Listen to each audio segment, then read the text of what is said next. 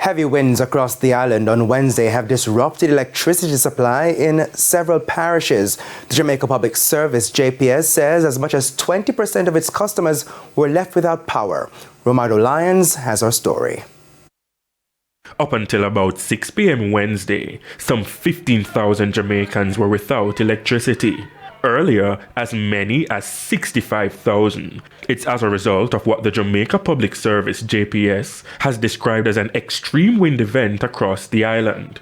Director of Corporate Communications, Winsome Callum, says the outages occurred between 2 and 4 p.m. We saw outages all the way from Manchester around to Kingston and even over in a section of St. Thomas. The wind affected the power delivery network primarily with trees, causing trees to come in contact with the lines and other items, like in one case we had zinc from the roof of a house actually coming onto the lines and causing outages, and that happened in Kingston.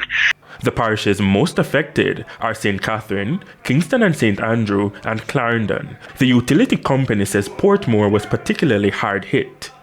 The good thing, JPS says, is most of the customers who lost their power, they were restored within an hour or two.